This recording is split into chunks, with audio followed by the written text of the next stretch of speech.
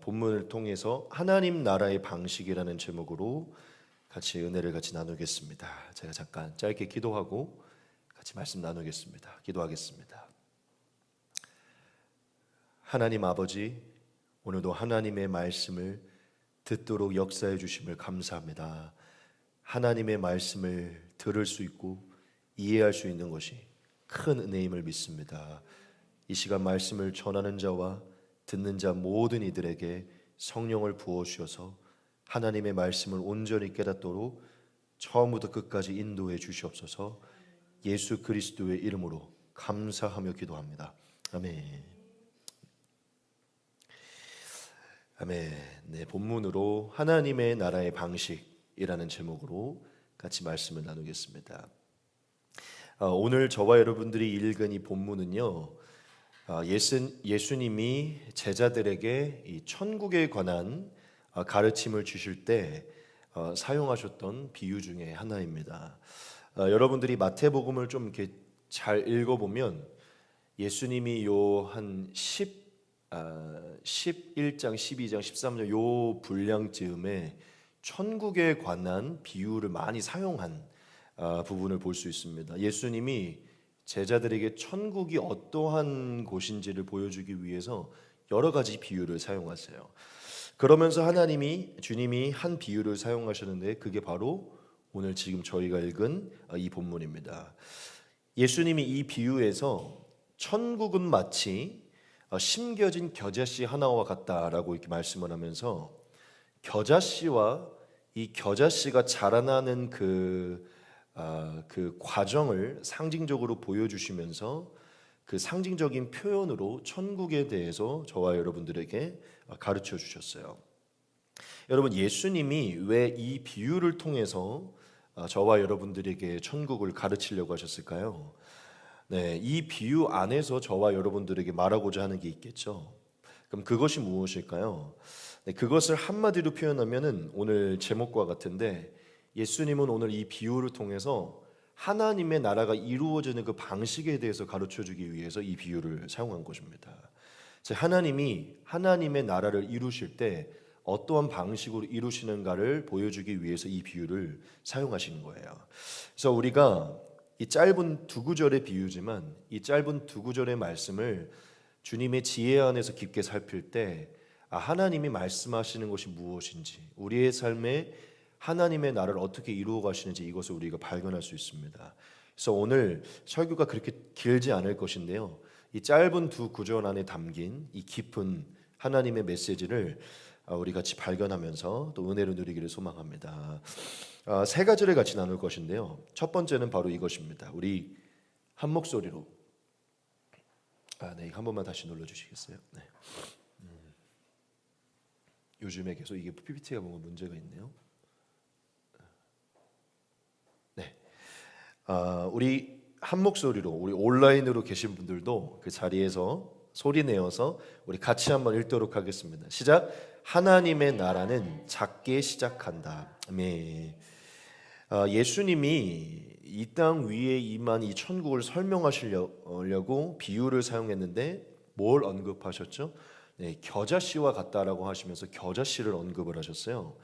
그런데 예수님이 이 겨자씨로 비유를 사용하시면서 곧바로 언급했던 한 가지가 있습니다. 그게 뭐냐면 이 겨자씨는 모든 씨보다 작은 씨라는 것입니다. 우리 말씀을 같이 보겠습니다. 그냥 제가 노란색으로 해놓은 것만 보겠습니다. 겨자씨 한 알과 같으니 이는 모든 씨보다 작은 것이로 돼, 이렇게 말씀을 하세요. 천국은 겨자씨 같은데 이 겨자씨는 모든 씨보다 작은 것이다 라고 이렇게 말씀을 하십니다. 실제적으로 이 씨를 보면 겨자씨가 제일 작지는 않더라고요. 그런데 그 당시 문화 속에서 사람들의 인식 속에서는 겨자씨가 제일 작은 걸로 인식이 되어 있었대요. 그래서 예수님이 이 겨자씨를 사용한 것입니다. 여러분, 이 겨자씨는 제일 작은 씨 중에 하나인데 왜 예수님이 굳이 이 제일 작고 보잘것없는 이 겨자씨를 선택하셔서 하나님의 나라를 설명하려고 하셨을까요? 왜 이걸로 하나님의 나라를 상징적으로 드러내려고 했냐는 것이죠. 뭔가 말씀하려고 하는 것이겠죠. 하나님이 뭘 말씀하시려고 하는 것이냐면 그 핵심은 바로 이것입니다. 하나님의 나라는 처음부터 크고 화려하게 시작되지 않는다는 것입니다. 예수님은 저와 여러분들에게 그것을 말씀하시려고 이것을 사용한 것이에요. 조금 다르게 표현하면 하나님이 하나님의 나라를 이루어 가시는 그 방식이 처음부터 크고 화려한 것을 허락하시지 않는다는 것이죠. 오히려 도리어 작게 시작한다는 것이죠. 왜 주님이 이 얘기를 하셨을까요? 당연히 하나님의 일하심을 드러내는 것도 있지만 우리의 어떤 생각들을 바꾸시는 것도 있어요. 우리가 흔히 하나님을 생각하면 전능하시고 광대하시고 위엄 있으시고 영광스러워서 뭔가 하나님의 일을 생각하면 어떻게 생각하죠? 뭔가 크고 강력하고 뭔가 넓고 뭔가 화려하고 그렇죠? 뭔가 광대한 어떤 이런 것들, 눈에 띄는 것들을 생각을 하게 돼요. 그래서 사실 누군가가 만약 우리 교회에 오늘 들어와서 수협에 참여하면요, 여긴 하나님의 역사가 없다고 느낄 수도 있어요. 여긴 지금 성령이 없다, 생기가 없다, 이 교회는. 내분 앉아 계시니까. 그런데 막 저 여의도 순복음교회 이런 데 가면 어떻죠? 막 사람들 바글바글 하고 하니까 여긴 하나님이 일하신다. 그러니까 뭔가 하나님의 일하심을 저희가 굉장히 크게 생각하고 그런 것이 하나님의 일하심이라고 생각할 때 경우가 많아요. 그런데 사실은 그게 하나님의 일하심도 맞죠, 그렇죠? 큰 교회라고 일하시지 않는 게 아니죠. 근데 주님이 말씀하는 게 뭐냐면 그 모든 시작점은요, 작게 시작된다는 것입니다. 하나님의 나라를 이루시는 그 하나님의 방식의 그 시작은요, 아주 겨자씨 같은 작은 것이 있다는 것이에요. 즉 예수님은 우리가 흔히 생각하는 하나님의 나라 그 방식의 오해를 부수기 위해서 이 비유를 사용한 것입니다. 예수님이 지금 천국에 대해서 비유를 사용했는데 이 천국은요, 이 겨자씨로 나타난 천국은 두 가지를 의미합니다. 첫째는 아주 큰 틀로 예수님을 통해서 우주적으로 시작된 그 천국, 그 큰 틀에서의 천국을 말하는 것이고, 두 번째는 우리 각 성도의 개인의 삶에 이루어지는 그 하나님의 나라, 그 천국을 말씀하시는 것입니다. 이 짧은 비유 안에는 그 두 가지의 신비가 다 들어있어요. 여러분, 우리가 첫 번째 기준에서 천국을 한번 생각을 해봅시다. 여러분, 이 세상에 지금 이미 하나님의 나라가 2000년 전부터 임했고 천국이 시작되었어요. 그렇죠? 그리고 천국이 온 세계로, 하나님의 나라가 온 세계로 퍼지게 됐습니다. 근데 여러분, 그 시작이 어땠죠? 그 시작이 어떻게 시작이 됐습니까? 정말 예수님의 비유처럼 딱 겨자씨랑 딱 맞게 겨자씨처럼 시작됐어요. 아주 보잘것없고 은밀하게 보이지 않게 시작이 됐어요. 여러분, 예수님이 이 땅 위에 겨자씨로 심겨지셨잖아요. 그렇죠? 내려오셨어요. 그런데 가장 작은 민족의 후손으로 오셨어요. 이스라엘은 그 당시에 이제 로마의 속국으로 사실 나라도 없었고요. 제일 작은 나라였어요. 비천한 나라의 후손으로 오셨고요. 가장 비천한 동네에서 사셨어요. 그렇죠? 가장 비천한 구유에서 태어나셨어요. 예수님의 오심을 보면 딱 겨자씨입니다. 완전히 작고 보잘것없고 드러나지 않아요. 그리고 예수님과 함께했던 모든 제자들도 어떻죠? 다 겨자씨 같은 자들이었어요. 세상의 기준으로 봤을 때 다 작은 존재들이었다는 것이죠. 소외되고 많은 이들이 좀 기피하는 존재들이었죠. 하나님의 나라는 이런 겨자씨와 같은 예수님과 제자들을 통해서 시작이 됐는데요. 어떻게 되었죠? 결국 예수님의 말씀처럼요, 이 예수님 겨자씨와 같았던 예수님과 제자들의 이 복음이요, 온 세상의 복음화를 일으키는 시작이 됩니다. 이 작은 씨앗이요, 이 작은 것들이요, 세상의 하나님의 나라를 이루는 그 초석이 되는 것이에요. 사실 교회도 마찬가지예요. 교회의 시작이 어디서 일어났죠? 그냥 다락방에서 시작이 된 거예요. 가정교회에서 시작이 됐어요. 아주 작게. 그런데 지금 온 세계에는요, 정말 메가처치라고 할 만한 교회들, 온 세계 범교회가 이 작은 교회에서부터 모든 게 시작이 된 것입니다. 신기해요. 그냥 하나님이 처음에 굉장히 화려하고 돈도 있고 영향력 있고 멋있는 사람들, 처음부터 택하셔서 그냥 처음부터 교회 건물 건축하시고 처음부터 막 각 지역에 예루살렘 성전 같은 거 몇 개 지어놓으면 복음이 빨리 전파될 텐데 희한하게 그렇게 행하지 않는다는 거예요. 드러나지 않는 사람들과 드러나지 않는 장소에서 은밀하게 시작하시고 퍼뜨리신다는 것이죠. 이게 지금 이 세상에 임한 천국의 시작입니다. 큰 틀에서의 천국이죠. 우리의 삶에서의 천국을 생각해 봅시다. 우리의 삶에서의 천국은 사실 첫째는 우리의 신앙적인 것인데 우리의 삶에 우리의 신앙의 천국이 이루어지는 것도요 사실 이와 같아요. 사실 이 말씀이 그것을 증거하는데 예수님은 우리의 신앙의 시작이 겨자씨와 같다고 얘기를 합니다. 무슨 얘기냐면 우리가 처음 믿음이 심겨지고 신앙을 시작할 때 그 모습이 온전치 않다고 표현을 하시는 거예요. 아주 겨자씨처럼 작다라고 표현을 하시는 것이죠. 우리가 한번 생각을 해봅시다. 뭐 처음부터 성령을 세게 받아서 막 처음부터 뜨거운 사람이 있을 수는 있지만 성령을 받아 뜨겁다고 할지라도요 그 믿음의 분량은요 굉장히 처음에는 겨자씨 같습니다. 근데 겨자씨 같은 그 믿음이 작은 결단들과 작은 순종들이 결합되어서 갈 때요 큰 믿음을 만들게 됩니다. 믿으십니까? 주님은 지금 우리의 삶에 이루어진 우리의 심령에 이루어진 하나님의 나라를 이 비유로 사용하신 거예요. 또한 이것은 우리가 믿음 안에서 우리의 삶에 상황적으로 이루는 천국도 마찬가지입니다. 우리는 하나님의 나라를 위해서 사명을 감당할 때도 있고 사역을 감당할 때도 있고 어떤 일을 맡아서 감당할 때도 있어요. 근데 신기한 게 뭐냐면 하나님이 그것을요 다 처음부터 다 갖춰진 상태로 주지 않는다는 것이에요. 우리가 시작하는 사역들은 다 미약하게 시작이 되고 하나님이 허락하신 사역들은 다 작게 시작이 됩니다. 근데 어떻게 되죠? 결국 하나님은 그것들을 통해서 많은 열매를 맺게 하세요. 무슨 얘기를 드리는 거냐면 하나님은 처음에 하나님의 일을 그게 우리에게 맡기신 사업이든 직장이든 사역이든 사명이든 어떤 것이든 처음부터 크고 화려하게 주시지 않는다는 것이에요. 하지만 그 작은 것에서 우리가 그것을 행해 나갈 때 걷잡을 수 없는 모습으로 세우신다는 것이죠. 모든 큰 일을 하나님의 나라 안에서 존경받았던 모든 큰 일을 이룬 사람들을 보면요 그 처음이요 다 작게 시작했습니다.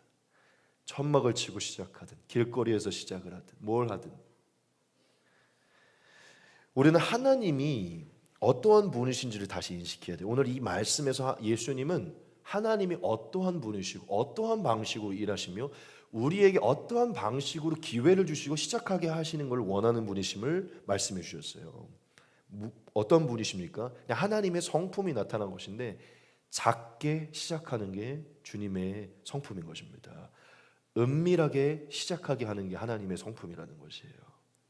작게 이루어서 큰 열매를 이루는 게 하나님의 성품이라는 것이죠.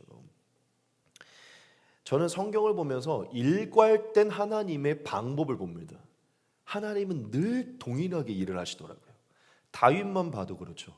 드러나지 않는 막내 아들, 그렇죠?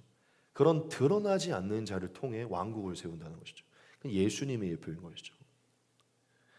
여러분 우리가 하나님을 다시 인식해야 됩니다. 하나님은 크고 화려한 것들, 갖춘 것들로 우리를 시작하게 하려고 하시는 분이 아니시라는 거예요.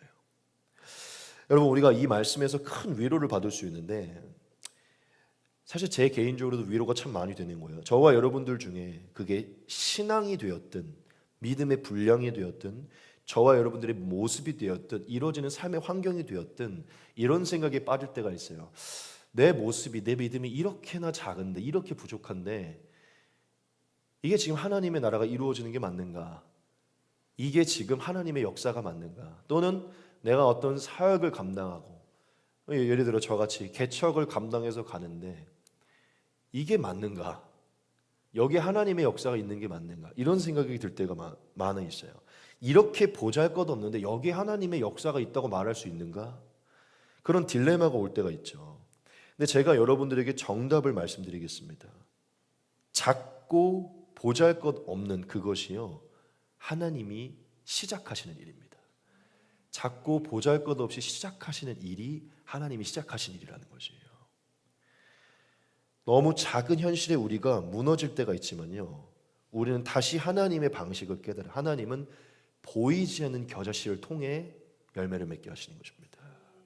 하나님이 그 나라를 이루시기 위해 시작한 게 작은 모습이라는 것이죠. 우리가 작다고 생각하고 보잘것없다고 여겨질 때는요, 틀렸다는 생각이 많이 들어 포기하려고 할 때가 많아요. 저는 그런 유혹에 많이 시달리게 되죠. 오늘 주님은 그것을 부수시는 것입니다. 아니, 그 작게 은밀하게 보잘것없이 시작된 것이 내가 너에게 허락한 것이다 라고 말씀하시는 것이죠. 여러분, 하나님의 방식이 무엇인지, 하나님의 시작의 증거가 무엇인지를 돌아보십시오. 자, 이 얘기를 할까 말까 하다가 오늘 해야겠어요. 우리 한나 사모님이 뭘 되게 하고 싶어 하는 게 많아요. 잘하는 게 많아가지고 가르치는 것도 잘하고 뭐 이렇게 찬양도 잘하고 그래서 유튜브 이런 걸 하고 싶어해요. 그래서 유튜브에 찬양 뭐 커버 올리는 것도 하고 싶어요. 뭐 이렇게 말씀 전하는 것도 하고 싶어 하는데 문제가 뭐냐면 시작을 못 하는 거예요. 왜 시작을 못 하냐면 이미 몇백만, 몇십만 되어 있는 그 사람들의 그 퀄리티를 보면서 요즘 다 퀄리티가 이렇게 좋으니까 저 정도는 돼야 첫 영상을 올릴 수 있을 것 같다는 거예요. 그래서 제가 그랬어요. 이 사람들 다 처음부터 이렇게 시작한 게 아니야. 저런 기술은 몇백만 있는 사람들이 할 수 있는. 제발 그냥 시작을 해. 여지껏 시작을 못하고 있어요. 그러다가 엊그저께 처음 시작을 하게 됐어요. 지금 시작한 건요, 보잘것 없는 거거든요. 아무 효과도 없어요. 그냥 핸드폰으로 찍어서 올렸는데 최근에 조회수가 한 2,500만, 아니 500만이 2,500만이래요. 2,500개가 된 거예요. 좋아요가 한 110개가 찍힌 거예요. 저희 여기서 같이 교회에서 찬양한 영상인데 사실 그렇게 시작되는 거거든요. 왜냐하면 하나님은 드라마틱한 걸 좋아하잖아요. 그렇죠? 그리고 사실 오늘 제가 일부러 그 찬양을 고른 건데 약할 때 하나님의 강함이 드러나는 거예요. 처음부터 막 스튜디오 다 꾸며놓고 조명 다 꾸며놓고 무슨 방송국 PD들이 해준 것 마냥 유튜브 만들어서 올려봐요. 그럼 하나님이 한 게 아니야. 내가 노력해서 조회수가 잘 나온 거예요. 아니 뭐 그거 그렇게 하나님이 도우실 수도 있지만 너무 냉정하게 말하면 좀 그렇지만 제가 말하는 건 하나님의 방식을 저희가 깨닫다는 거죠. 너무 완벽함, 세상의 기준으로 화려한 걸로 하나님의 사역이 성공하고 못 된다는 거를 돌아보지 마셔야 돼요. 하나님이 주신 거면 베들레헴 같고 말 구유 같아서 그냥 해야 되는 겁니다. 그러면 거기서 생명이 일어나는 것입니다. 우리가 이 말씀 잘 아는 말씀인데 이 말씀이 다른 그 무엇보다 성경에서 이 말씀이 이걸 가장 잘 대변하는 거예요. 하나님의 어리석음이 사람보다 지혜롭고 하나님의 약하심이 사람보다 강하니라. 일단 잠깐 여기서 끊어볼게요. 제가 말하는 게 어리석어 보이죠. 그냥 올리라고 하는 게. 그 어리석음이 강할 때가 있어요. 형제들아 너희를 부르심을 보라. 육체를 따라 지혜로운 자가 많지 아니하며 능한 자가 많지 아니하며 문벌 좋은 자가 많지 아니하도다. 그러나 하나님께서 세상에 미련한 것들을 택하사 지혜 있는 자들을 부끄럽게 하려 하시고 세상의 약한 것들을 택하사 강한 것들을 부끄럽게 하려 하시며 하나님께서 세상에 천한 것들과 멸시받는 것들과 없는 것들을 택하사 있는 것들을 폐하려 하시나니 이는 아무 육체도 하나님 앞에서 자랑하지 못하게 하려 하심이라. 아멘. 하나님이 원하는 것은요, 아무 육체도 하나님 앞에 자랑하지 못하게 하는 거예요. 그 누구도 인간의 공로로 이걸 이루었다라고 고백하지 못하도록 하는 게 하나님의 역사입니다. 여러분, 하나님의 나라가 당연히 하나님 다 하실 수 있기 때문에 크고 위대하고 강하게 시작될 수도 있지만 하나님의 전적인 일하심의 방법이 자꾸 은밀한 곳에서 시작된다는 것을, 드러나지 않는 데서 시작된다는 것을 바라보시기 바랍니다. 여러분, 작은 시작을 귀하게 여기시고 작은 것에 충성하시기 바랍니다. 두 번째입니다. 하나님의 나라는 반드시 자라난다는 것이에요. 이미 첫 번째 대지에서 제가 언급한 부분이지만 이건 좀 강조해야 되는 부분입니다. 여러분, 예수님이 겨자씨의 비유를 사용하실 때 분명하게 강조한 것은요, 그 겨자씨가 반드시 자라날 것이다 라고 말했다는 것이요. 이는 모든 씨보다 작은 것이로되 자란 후에는 풀보다 커서 나무가 된다. 이렇게 말씀하십니다. 우리는 여기서 주님이 일하시는 천국의 특징을 볼 수 있는데, 천국의 특징은요, 반드시 자라난다는 것이에요. 여기서 굉장히 중요한 포인트를 우리가 발견해야 되는데, 여러분, 겨자씨는 겉보기에는 굉장히 작아서 보잘것없지만요, 겉보기에는 사실 겨자씨 안에는 굉장히 중요한 게 있는데, 그 안에는 생명력이 있습니다. 생명력. 겉으로 보기엔 완전 작지만 아주 엄청난 생명력을 가지고 있고요, 또한 가능성을 가지고 있어요. 그렇죠? 생명력과 가능성을 갖고 있는 게 이 작은 씨입니다. 여러분, 제가 되게 흥미로운 얘기를 하나 드릴게요. 우리가 한번 생각을 해보자고요. 여러분들이랑 저랑 겨자씨를 심는 입장이 한번 되어보자는 거예요. 여러분, 우리가 겨자씨를 하나 얻어가지고 마당에 나아가서 땅을 파갖고 겨자씨를 심습니다. 여러분, 겨자씨를 심을 때 내가 심은 겨자씨가 이 작은 모양 그대로 있기를 바라면서 심는 사람이 있을까요? 아무도 없죠. 그렇죠? 여러분, 겨자씨를 심을 때 이거 왜 심는 겁니까? 겨자씨를 심을 때는 이미 어떠한 생각과 계획을 가지고 있어요. 무슨 계획을 갖고 있죠? 여러분, 이 겨자씨가 자라나면요, 모든 풀보다는 당연히 크고요, 나무 중에서도 큰 나무가 됩니다. 그러면 어떤 사람이 겨자씨를 심을 때는요, 이 작은 게 그대로 있기를 바라서 심는 사람이 아무도 없어요. 아주 모든 나무보다도 더 웅장한 나무를 심기 위해 이걸 심는 겁니다. 그렇죠? 그러면 아주 작은 거를 심을 때 사실 작은 걸 심는 게 아니라 이미 뭘 심고 있는 거냐면 큰 나무를 심고 있는 거예요. 그렇죠? 이미 그 나무를 상상하면서 작은 씨가 아니라 아주 거대한 큰 나무를 심고 있다는 것이죠. 왜냐하면 이 겨자씨 안에는 이미 큰 나무를 이룰 만한 생명력과 가능성이 너무 많이 내포되어 있기 때문이에요. 그걸 반드시 자랄 것을 믿고 있기 때문에 그걸 심는다는 것이죠. 여러분, 저는 오늘 제가 이 설교를 준비하면서 제가 방금 이 비유를 생각해 봤잖아요. 이 예를. 제가 너무나 큰 진리를 깨달은 거예요. 이 설교를 준비하면서. 방금 우리가 한번 생각해 본 이걸 보면서, 여러분, 하나님이 이 겨자씨는 가장 첫 번째로 우리의 심령에 심겨진 믿음의 씨앗이, 생명의 씨앗이거든요. 하나님이 우리 안에 믿음의 생명의 씨앗을 심으시잖아요. 하나님이 우리 안에 이 겨자씨를 심을 때요, 이 겨자씨만한 믿음이 끝까지 가도록 놔두려고 그 겨자씨를 심는 게 아니에요. 하나님이 우리 안에 이 겨자씨를 심을 때는요, 우리가 큰 나무가 될 것을 보시면서 심는 것입니다. 이게 뭘 얘기하는 것이냐면요, 하나님이 우리 안에 성령의 인치심을 주셔서 믿음을 주시고 생명을 주실 때는요, 우리가 큰 믿음을 소유하고 하나님의 형상으로 완전히 서서 큰 나무처럼 비유되는, 하나님의 형상으로 변화되어 영화로워지는 완전한 모습으로 변화될 것을 바라보시고 믿음을 주신다는 것입니다. 그러한 큰 생명을 유지하는 제자가 될 것을 바라보시고 생명을 심는다는 거예요. 여러분, 하나님의 나라의 특징은요, 자라나는 것인데, 하나님은 저와 여러분들의 믿음을 자라나게 하기 위해 이것을 시작하신 것입니다. 만약 하나님이 우리 안에 이 겨자씨가 그대로 있을 것을 바라보면서 심으셨다면요, 전혀 안 심으셨을 거예요. 하나님은 그런 쓸데없는 짓을 하시지 않습니다. 우리를 크게 바라보고 계시고 큰 생명력과 가능성 속에 바라보시며 우리가 어떠한 인물과 어떠한 영화로운 모습으로 변화될 것을 내다보시고 심으신다는 것입니다. 이것은 사실은 우리의 삶의 구체적인 모습도 마찬가지예요. 여러분, 하나님이 여러분들 속에 주신 어떤 비전들이 있고 그걸로 인해 시작된 어떤 사업이든 일이든 사역들이 있잖아요.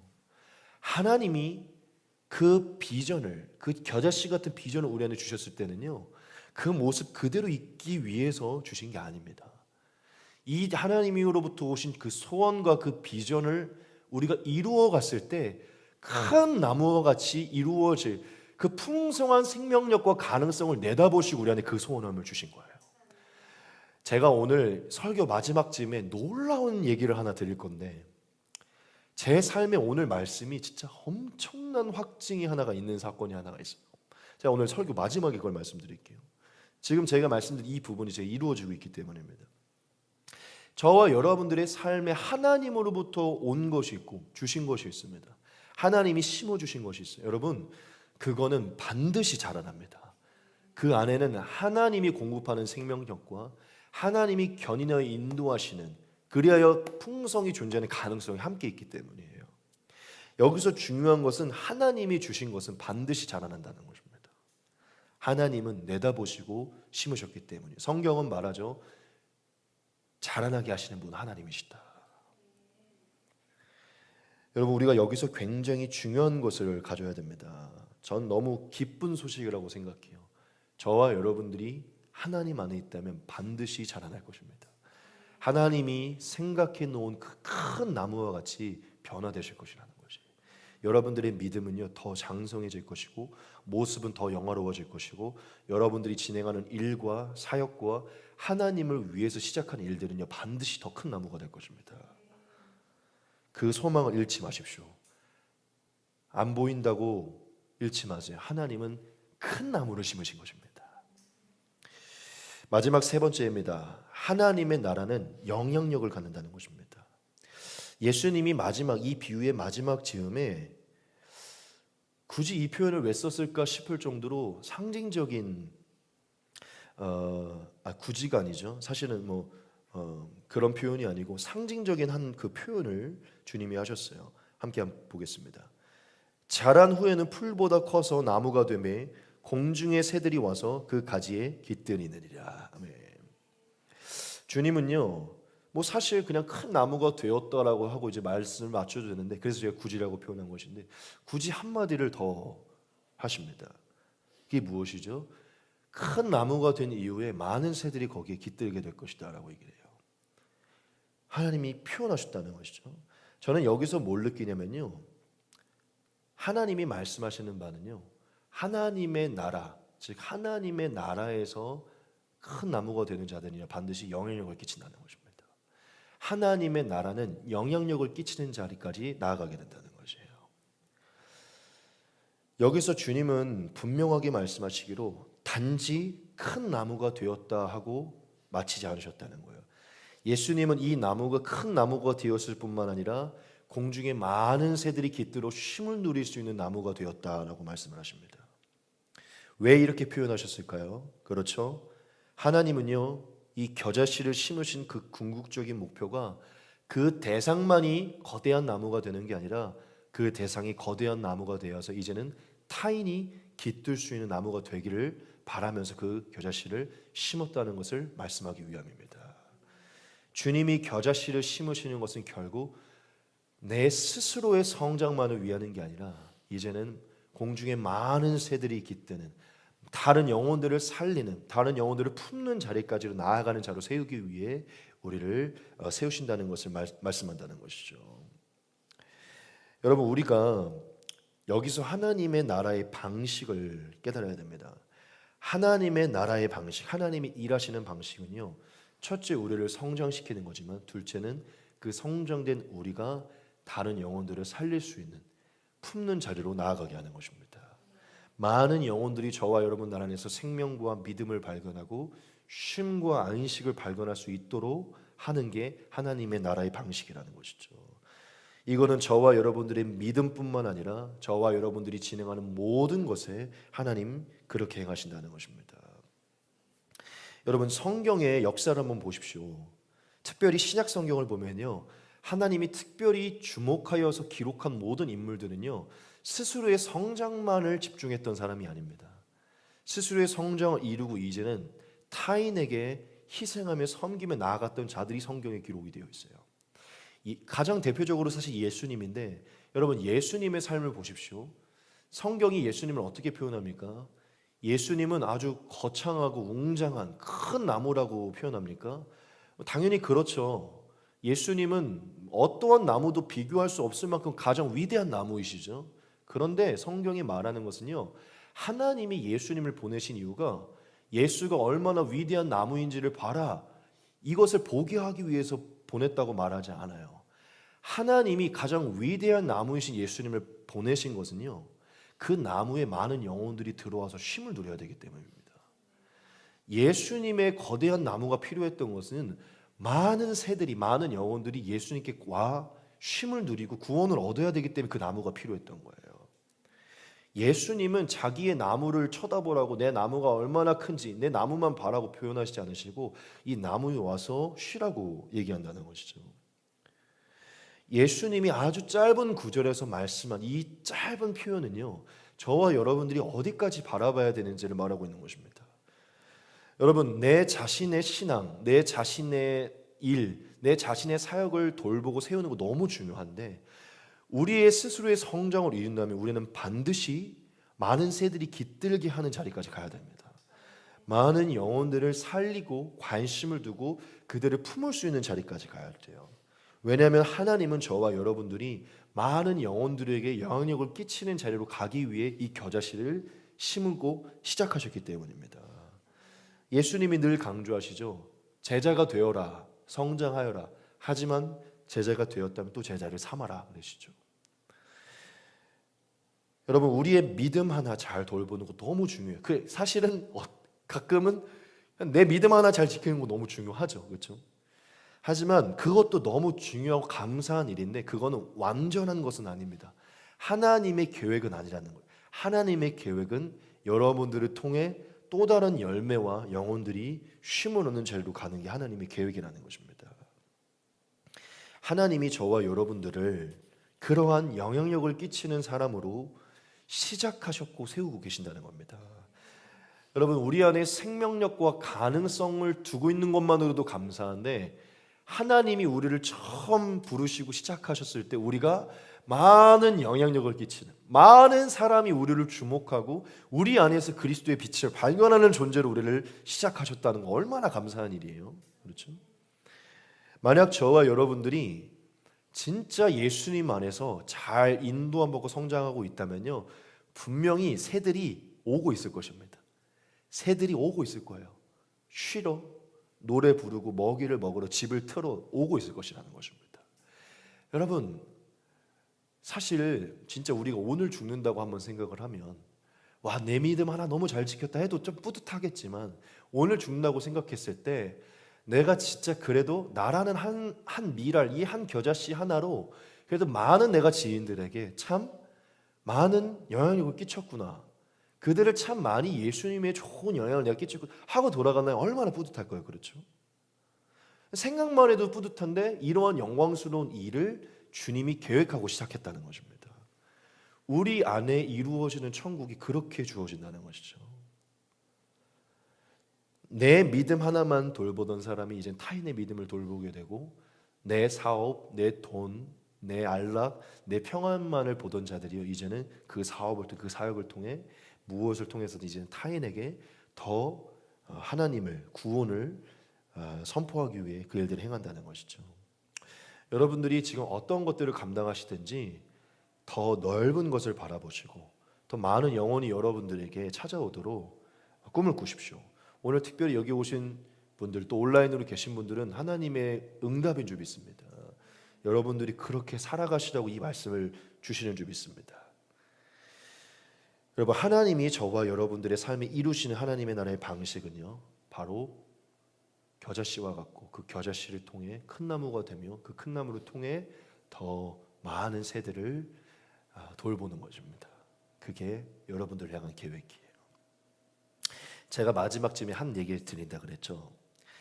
와, 제가 오늘 설교를 준비를 하고 나서 제가 손으로 적어서 이게 설교를 요즘에 하고 있어요. 손으로 적는 걸 좋아해가지고 손으로 적다 말고 멈췄어요, 제가. 와, 이거 하나님의 계시다. 그래서 제가 사진을 찍어놨는데 그 단어가 딱 들어왔을 때 빠르게 말씀드릴게요. 제가 이제 신학교 시절부터 찬양 사역을 해왔거든요. 그래서 찬양 사역을 해오면서 제가 작사 작곡을 해오기 때문에 찬양 작사 작곡을 해서 이렇게 세상에 이제 흘려보내고, 작은 팀을 만들어서 미자립 교회 같은 교회도 섬기고 수련회 같은 것도 섬기고 가끔 이런 교회에 초청이 오면은 가서 이제 예배드리고 이런 것들을 해왔어요. 근데 그러다가 오랫동안 해오다가 이제 팀 활동을 잠깐 중단하고서 그냥 그만하고 목회만 해야겠다라고 하고 있었을 때, 사실은 그 찬양팀을 세우는 사역을 하나님이 제 안에 심었던 비전이었거든요. 제가 정확하게 기억을 해요. 그래서 시작했던 건 제가 이제 중단을 했었어요. 근데 이제 최근에 한 몇 개월, 작년부터 하나님이 갑자기 진짜 새들을 모아주셔가지고 지금 그 정기 예배를 시작한 팀은 16명이 된 거예요. 그래서 저희가 우리가 마치 요즘에 이제 막 마커스나 JS나 막 이런 예배 팀들의 예배가 있잖아요. 그래서 이 김소광 목회자가 바라보고 있는 어떤 그 예배의 지향성을 가지고 함께 우리가 예배를 한번 만들어 보자라는 어떠한 그러한 작은 마음을 모아서 저희가 처음에는 저희 교회에서 여기서 예배를 드리기 시작했어요. 여기서 저희끼리 날짜를 정해서. 근데 그러다가 일렉 기타를 치시는 한 그 저희 교회 집사님, 저희 팀 집사님의 교회에 청년부 목사님이랑 청년들이 한번 여기 교회에 예배를 드리러 같이 왔어요. 근데 예배가 좋았는지, 그리고 여기 일렉 치시는 분이 우리 예배가 너무 좋다고 좀 더 큰 장소에서 사람들이랑 했으면 좋겠다라고 이렇게 얘기를 해가지고 거기 담임 목사님이 얘기를 해가지고 허락을 받은 거예요. 그래서 어제 저녁에 처음으로 저녁 8시에 저희의 정기 예배를, 사실은 전에도 예배를 드리기는 했지만 정말 어떤 장소를, 교회를 대관해서 회중들과 같이 예배를 드린 거는 어제가 처음이었어요. 제가 2017년부터 이 찬양 사역을 시작해 왔는데 우여곡절이 계속 있어서 그만해야 될 생각을 한 100번 넘게 했었거든요. 그런데 계속 하나님이 정말 그 진짜 만나 매출하기처럼 때에 맞게 계속 사역의 자리를 주셔가지고 이건 그만하라는 거야, 하라는 거야 할 정도로 계속 뭐 연명하듯이, 진짜 생명을 연명하듯이 온 거예요. 그래서 사실은 다시 정기 예배를 시작하자고 하는데 제가 뭐라고 얘기했냐면, 나 이거 마지막이다라고 얘기를 했어요. 제가 많이 지쳤고 너무 했다가 중단되고 팀원들도 나가고 이런 게 너무 많아가지고 하나님이 주신 비전과 제 안에 이 겨자씨는 분명히 심겨졌는데 너무 이게 안 이루어지니까 제가 아닌가 보다, 난 아닌가 보다, 그리고 그 개척하고 있는데 뭘 찬양 사역이냐 이러면서, 사실은 어제 그 저녁에 하는 것도 막 하나님이 몰아가서 하기는 했지만 결국 저는 이제 마음속에는 오늘이 마지막일 수도 있다라는 생각으로 이제 했거든요. 이제 그러고, 근데 어제 16명의 팀원들이 모여서 장소를 대관해서 했고, 제가 이 찬양팀을 만든 일에 제일 많은 회중이 온 거예요. 한 회중만 한 30명이 오셨고 저희 팀원까지 포함해서 한 50분이 예배를 드렸어요. 한 50분 정도가. 너무 제가 지금까지 해왔던 이 찬양 사역, 그러니까 제가 외부 찬양 사역을 가면 뭐 200명, 300명 있는 교회에 가서도 하기도 하지만, 그러니까 저희의 예배 회중이 많이 온 건 처음이었거든요. 근데 저는 다른 교회에 가서 예배를 드리는 것도 좋지만 제가 생각하는 예배의 지향점이 있어서 저희의 예배를 만들고 싶었거든요. 저희의 정기 예배를 꿈꾸고 있었는데 이게 어제 처음 시작이 된 거예요. 그리고 어제 너무 잘 마치고 이제 오늘 이제 돌아와서 푹 자고 이제 오늘 이제 말씀을 이제 준비를 하는데, 제가 왜 이게 하나님의 계시라고 생각하냐면, 여러분들에게 늘 얘기해요. 전 거짓말이 아니라 제가 늘 말씀을 준비하기 전에 제가 먼저 말씀을 묵상을 하거든요. 그때마다 제가 하나님께 기도하는 게 뭐냐면, 하나님, 저와 우리 모든 성도에게 꼭 필요한 말씀을 주세요라고 제가 기도를 해요. 사실 여기서 지금 제가 말씀을 전하고 제가 고르지만 저희가 다 하나님이 주권원의 유기체로 모여 있잖아요. 그래서 저에게 하나님이 오늘 오실 분들을 향한 말씀 저에게 줄 거라고 저는 그렇게 믿고 있어요. 그러니까 제 안에 감동이 와야 되는 거거든요. 제 안에도 먼저 감동이 와야 되는 거예요. 그게 같이 흘러가는 거거든요. 그러니까 늘 그런 마음으로 말씀을 준비하면서 이제 마태복음을 나누니까 마태복음을 오늘 묵상을 했어요. 근데 오늘 이 말씀을 근데 제가 이제 어제 정기 예배가 시작된 것도 있고 제 삶에 이루어진 상황들이 있기 때문에 저에게 먼저 하나님 말씀을 해달라고 말씀을 보는데, 이 말씀 본문이 제 안에 너무 깊은 감동으로 오는 거예요. 오늘 말씀에. 그래서 이거를 같이 나누기를 원하시나 봐. 그리고 제가 먼저 은혜를 많이 받은 거예요. 겨자 씨와 같은 어떤 제 지금 삶, 이런 것들에 하나님이 큰 비전이 있겠구나라는 걸 보면서 말씀을 준비하는데, 제가 어디서 놀랐냐면 이제 말씀 설교를 이렇게 준비를 하고 있는데 제가 오늘 이 얘기를 했잖아요. 하나님은 그 지점에서 우리에게 겨자씨를 심으실 때 그 작은 겨자씨를 보고서 심는 게 아니라 큰 나무를 보시면서 심는다라고 제가 얘기했잖아요. 그걸 제가 이제 오늘 여기에 적고 있었어요, 그거를.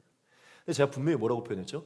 큰 나무를 심기 위해 한다 얘기했잖아요. 제가 거기서 멈춘 거예요. 왜냐하면 어제 제가 예배드렸던 교회의 이름이 뭐냐면 큰 나무 교회예요. 큰 나무 교회. 그리고 제가 그냥 저는 이렇게 생각해서 그냥 일렉 치시는 분이 연결이 돼서 그게 경기도 시흥이거든요. 경기도 맞죠? 시흥이에요. 저희가 장소가 너무 멀어가지고 이거 할 수 있나? 근데 꾸역꾸역 했어요. 어떻게 장비 다 싣고 가가지고 와 제가 이거는 지극히 제 개인적인 건데 하나님이 저한테 이 설교 가운데 주신 말씀이 뭐냐면 끝까지 해라. 큰 나무를 이루리라. 이거는 여러분들 어떻게 생각해도 와 오늘 하나님이 이 설교 가운데 분명하게 이 겨자씨가 큰 나무가 될 것이다라고 말했는데 제가 어제 그 찬양 사역 그만하려고 했던 겨자씨와 계속 성장이 안 돼서 겨자씨와 같았던 것을 꾸역꾸역 다시 갔는데요. 큰 나무 교회에서 제일 많은 회중과 첫 예배를 드린 거예요. 30분이 오셨는데 너무 은혜를 받으셔갖고 찬양하고 제가 말씀을 나눴는데 너무 은혜를 받으셔가지고 그 자리에 헌금을 엄청 많이 보내주신 거예요. 저희가 장비 렌탈하고 하는 거에 대해서 비용이 많이 나가는데요. 다 채워지고 제가 그래서 무슨 마음을 오늘 받았냐면 이제 좀 때가 됐나? 저희끼리 늘 진짜 겨자씨가 심겨져 있듯이 보이지 않는 곳에서 늘 저희끼리 사역을 해왔거든요. 그런데 어제의 집회는요 30명이라는 새들이 와서 깃들어 은혜를 받고 갔어요. 저는 너무 이게 은혜가 되면서 앞으로 더 많은 새들이 와서 우리의 예배 가운데 참된 생명을 발견하고 은혜를 발견하겠다, 이것을 발견한 겁니다. 지금 그래서 시흥 큰 나무 교회에서 매달 한 번씩 예배를 드려요. 이 얘기가 여러분들에게도 은혜가 될 거라고 믿고 저와 여러분들 모두에게 시작된 것은 큰 나무가 될 줄 믿습니다. 여러분 하나님이 주신 그 비전 좌절하지 마시고 작아 보인다고 내려놓지 마시고 보잘것없다고 시작을 중단하지 마시고 시작하시고 걸어가십시오. 저와 여러분들의 삶, 우리 교회, 우리 워십 모두가 다 결국 하나님의 원대한 계획 안에 큰 나무가 될 줄 믿습니다. 우리 온라인으로 함께 하시는 분들도 큰 나무가 될 줄 믿습니다. 저희 짧고 굵게 딱 30분까지만 우리 기도하고 마치도록 하겠습니다. 기도하겠습니다.